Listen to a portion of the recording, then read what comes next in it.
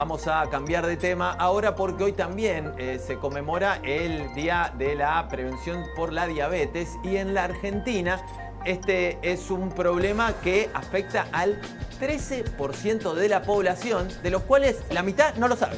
Sí, está bueno porque hay que trabajar en la detección de casos y especialmente en las primeras infancias, ¿no? Claro. Cuando hablamos de diabetes de grado 1, hablamos de la importancia de la salud pública, porque, por ejemplo, un tratamiento en niños o en niñas, con los insumos que esto implica, el control de la insulina, las inyecciones y demás, implicaría 250.000 pesos, ¿no? Claro. 250.000 pesos por mes. Imagínense una Argentina en donde no podamos contar con esto. Hay una ley que así lo establece, que la cobertura es al 100% en caso que tengas obra social o bien prepaga.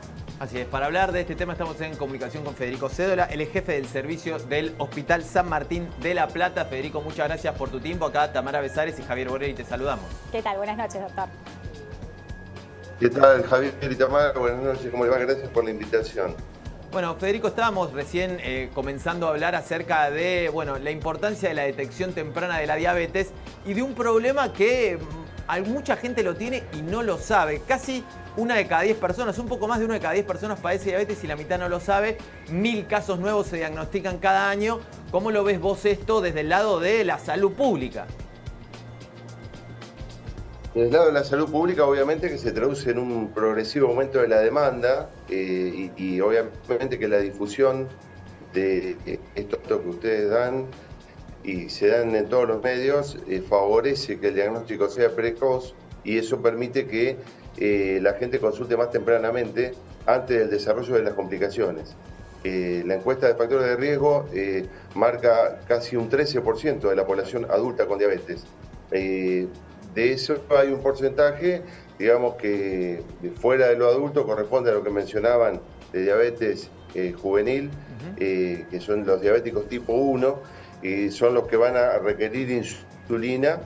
Como tipo de diabetes existen, vamos a nombrar 3 grandes grupos, en realidad son 4, pero lo que conocemos son la diabetes tipo 1, que es más conocida como infanto juvenil, pero se puede dar a cualquier edad y es una enfermedad autoinmune.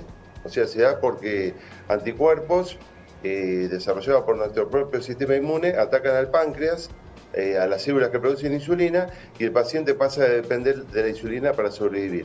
Y la diabetes tipo 2 ya es una enfermedad más de componente heredo familiar, donde uno puede establecer factores de riesgo, donde la obesidad, como uno de los factores más importantes en cuanto al crecimiento que tuvo en los últimos años, la hipertensión, la dislipemia o hipercolesterolemia, hipertrigliceridemia, tienen un rol muy importante. Sumado a eso, otros factores de riesgo que se conocen, son muy importantes a elaborar el riesgo del paciente, son si la mujer tuvo un antecedente de diabetes durante el embarazo. Eso le genera más riesgo de tener diabetes en el futuro.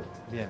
En general, tener familiares con diabetes genera más riesgo en un adulto en tener, lógicamente, diabetes tipo 2. Claro. Ahora, cuando hablamos Exactamente. de niños y niñas que están padeciendo esta patología, ¿qué casos, cómo deberían detectarlos o qué información deberían recibir, por ejemplo, en el colegio, ¿no? Como hablamos de la ESI, también podemos hablar de la educación para la detección de esta patología. Claro, cuando son desde esa temprana edad, en general, que hablamos de diabetes 1, como algo clásico, porque la forma de presentación cuando falta insulina es que abruptamente, a cualquier edad, pero fundamentalmente los chicos empiezan a tener mucha sed, empiezan a orinar mucho, a adelgazar, pierden peso porque no pueden utilizar su propio el azúcar que consumen y pueden llegar a una descompensación grave que se llama cetoacidosis diabética que lo lleve a una internación en terapia intensiva y le compromete la vida.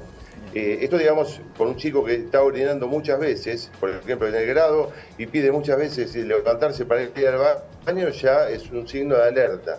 Puede ser cualquier otra cosa, una infección urinaria, pero tener en cuenta esto como un signo de detección digamos que más que precoz, porque esto no es una enfermedad que se da de forma relativamente rápida la instalación de la enfermedad, a diferencia de la diabetes 2 que puede llevar años subiendo la glucemia y es ser totalmente asintomático.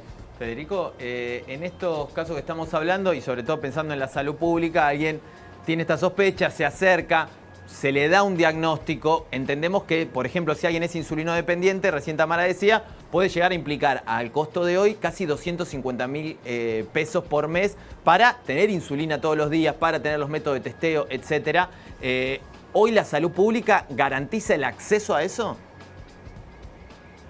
Sí, o sea, lo garantiza la ley, hay una ley del diabético, y garantiza el acceso de todo el tratamiento, tanto de insulina como de insumos. O sea, insulina, el biosensor para medir la glucosa en sangre, las tiras, y lógicamente que eso tiene que ir acompañado de todo un plan de educación, ¿no? Un programa de educación donde obviamente es muy importante el acompañamiento familiar.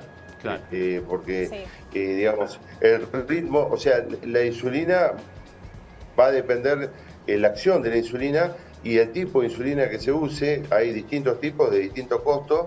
El PRODIABA, que es el programa que cuenta la provincia para los pacientes que no tienen obra social, les provee de todos estos insumos. Bien. Y necesita, lógicamente, acompañamiento familiar porque la insulina actúa por horarios. Hay insulinas, básicamente dos tipos de insulinas, una que actúa lento, que se aplica una inyección basal, se llama, y después antes de cada comida, el paciente hay que medirle cuánto tiene de glucemia y corregirle porque va a comer. Entonces, es complejo, pero es un tratamiento que debe ser muy personalizado. Perfecto. Ahora, ¿cuál es el rango etario donde más se detecta el tema de el diagnóstico de diabetes, ¿no? Y qué mensaje le damos a esos niños? Recién hablaba de que quizás puede cambiar su vida por completo, tiene que hacer muchísimas cosas, como usted indicó. No, el rango etario puede ser desde el nacimiento, desde el momento del nacimiento, y puede ser hasta cualquier momento de la vida, pero bueno, desde el nacimiento hasta los o sea que comienza la juventud es donde mayor incidencia hay. Esto en cuanto a diabetes tipo 1, que es uno de los tipos de diabetes infanto-juveniles. Hay algunas diabetes que son digamos de origen genético y que se dan desde el momento del recién nacido, donde, bueno, hay que tener toda una infraestructura que generalmente derivamos a algunos centros especializados para hacer estudios genéticos de lo que se llaman estas diabetes de origen monogénico. Federico, sí. En general nosotros no vemos en nuestro ambiente, sí, perdón la interrupción. Quería aclarar esto. Nosotros en nuestro ámbito esto obviamente lo conocemos porque tenemos un centro de formación que es la residencia de endocrinología y diabetes. Nuestros residentes rotan por centros de atención para pacientes con diabetes infanto-juvenil y endocrinología infanto-juvenil, pero nosotros vemos solamente adultos. Bien. Claro. Bien, Federico, te queríamos agradecer por haber pasado aquí por Bravo News. Nos parecía importante en este día en que se trata de hacer prevención y también para comunicar a la gente acerca de estas enfermedades, que estuvieran al tanto y que supieran que también en la salud pública, en un momento donde se pone el eje en su importancia, bueno, se pueden encontrar respuestas para todo esto. Gracias. Te quería agregar solamente una cosa en relación por el interés en los chicos, ¿no? Que me parece algo muy importante.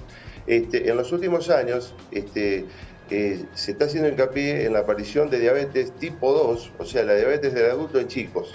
O sea, que a partir de edades más tempranas, por el sedentarismo, por el tema de menor actividad física, por el motivo que fuera, los chicos desarrollan sobrepeso, obesidad, y eso favorece que ya desde la adolescencia tengan la diabetes que tiene, o sea, por tipificación de la diabetes tipo 2 o resistencia a la insulina, que favorece el desarrollo de diabetes en adultos. Y eso no se trata con insulina de entrada, los síntomas por ahí son similares, pero no de forma tan abrupta como aparece en la diabetes tipo 1. Claro. Y sí hay que hacer hincapié ahí en la prevención, porque si el paciente no llega a tener una glucemia en rango de diabetes, que es 126 miligramos de decilitro, pero empieza a tener una glucemia que se llama alterada, entre 100 y 125, ya hay que prestarle atención y evitar que ese chico progrese al desarrollo de diabetes con el pasar de los años. Bien. Bueno, sumamente claro los datos que nos está aportando, doctor. Le agradecemos muchísimo y muy útil tener este segmento. Absolutamente.